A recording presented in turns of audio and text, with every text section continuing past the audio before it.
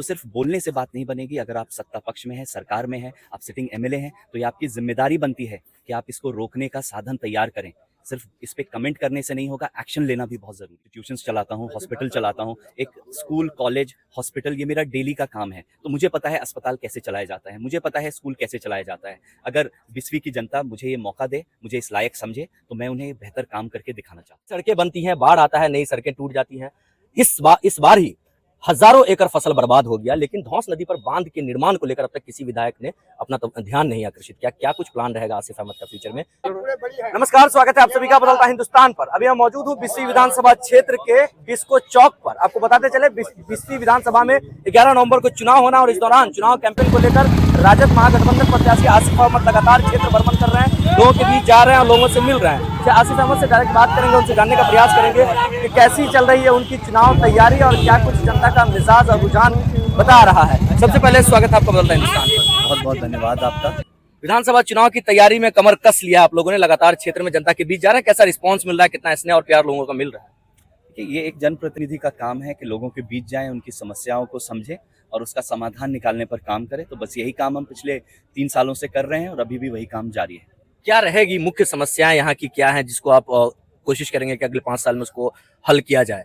देखिए, इसमें कोई शक नहीं है कि हमारा इलाका, हमारा विधानसभा देश के सबसे पिछड़े इलाकों में गिना जाता है और बिहार राज्य एक लेबर फैक्ट्री के नाम से जाना जाता है पूरे देश में। तो हमारी कोशिश होगी कि हम इसे बदलें और इसकी शुरुआत हमें करनी होगी अपने युवाओं में ज्ञान बांटकर, शिक्षा की जो क्वालिटी है उसको इम्प्रूव करके, शिक्षा के सही साधन देकर हमें इस रास्ते पे आगे जाना होगा। और हमारे यहाँ मैं देखता हूँ हर जगह स्वास्थ्य उपकेंद्रों की हालत बहुत ख़राब है। आए दिन हम आप लोगों के चैनल के माध्यम से भी देखते हैं कि कई जगह डॉक्टरों के अभाव में, दवाइयों के अभाव में, बेसिक सुविधाओं के अभाव में लोगों की जान चली जाती है। तो मुझे लगता है इस पर काम करना अत्यंत आवश्यक है और ये मेरी प्राथमिकता रहेगी। पीने के पानी की समस्या भी एक ऐसी चीज़ है, एक ऐसी कमी है जो हमारे यहाँ लोगों ने पहली बार देखा। हमने आमतौर पे शहरों में देखा था कि लोग पानी के टैंकर के पीछे भागते थे। ये नज़ारा हमने अपने गाँव में देखा।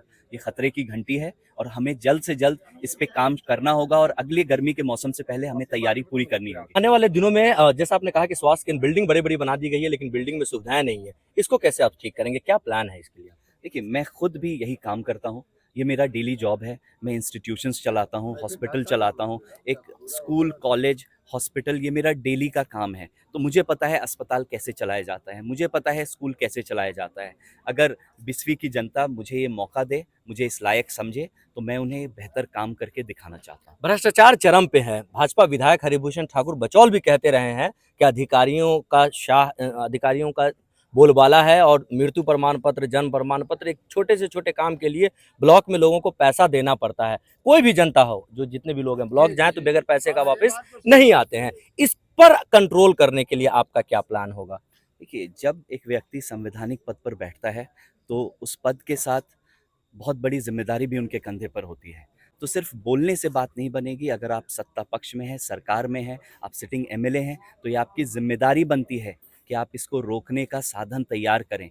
सिर्फ इस पे कमेंट करने से नहीं होगा, एक्शन लेना भी बहुत ज़रूरी है। क्या एक्शन रहेगा इस पर कंट्रोल करने के लिए, ताकि लोगों को छोटे छोटे प्रमाण पत्र के लिए ब्लॉक में पैसा न देना पड़े, घूस न देना पड़े? देखिए, करप्शन हमारे देश में, हमारे लॉ में एक क्रिमिनल एक्ट है। तो क्रिमिनल प्रोसीडिंग होनी चाहिए, उनके ऊपर मुकदमे होने चाहिए। जो प्रोसेस ऑफ लॉ है वो फॉलो होना चाहिए और उसको इनिशिएट करना एक जनप्रतिनिधि की जिम्मेदारी है। एक और अहम सवाल है, बिस्वी जो धौंस नदी का एरिया है, वहाँ पर बाढ़ की समस्या से किसान परेशान रहते हैं। नई सड़कें बनती हैं, बाढ़ आता है, नई सड़कें टूट जाती हैं। इस बार ही हजारों एकड़ फसल बर्बाद हो गया, लेकिन धौंस नदी पर बांध के निर्माण को लेकर अब तक किसी विधायक ने अपना ध्यान नहीं आकर्षित किया। क्या कुछ प्लान रहेगा आसिफ अहमद का फ्यूचर में बाढ़ से बिस्वी को बचाने के लिए? देखिए, ये बहुत बड़ी समस्या है। मैं गांव-गांव घूमा हूँ और बहुत जगहों पे मैंने, किसी एक पंचायत की बात नहीं करूँगा, कई पंचायतों में मैंने ये समस्या को देखा है और इसको अभी मुझे और समझने की ज़रूरत है। और बांध बनाने की बात कई जगह लोगों ने कही है, ये बात मैंने सुना है लोगों से और इस पे आगे अगर मुझे मौका मिलता है तो मैं इस पे रिसर्च करके, स्टडी करके, जो सरकारी सिस्टम है उसका इस्तेमाल करके इस पे आगे काम करना चाहूँगा और लोगों को इस परेशानी से निकालना चाहूँगा। क्या कुछ अपील करेंगे जो लोग आपको देख रहे हैं, बदलता हिंदुस्तान के हमारे व्यूअर? देखिए, आज हम 21वीं सदी में हैं, हम 2025 के दौर में हैं। हमें जात धर्म से ऊपर उठना चाहिए और विकास की राजनीति हमें करनी चाहिए। बहुत हो गया जात की, धर्म की राजनीति, आप विकास की राजनीति करें। अपने बच्चों के बेहतर भविष्य के लिए जो कैंडिडेट, मैं ये नहीं कहता आप मुझे वोट दें या किसी और को वोट दें, जो कैंडिडेट आपको सही लगता है कि आपके बच्चों के बेहतर भविष्य के लिए काम करेगा, आपके सुख दुख में खड़ा रहेगा, आपके समाज का, गांव का बेहतर विकास करेगा, आप वो चुनाव करें। मैं भी चाहता हूं मेरे क्षेत्र का, मेरे लोगों का विकास हो। मैं भी इसमें आपके साथ खड़ा हूं।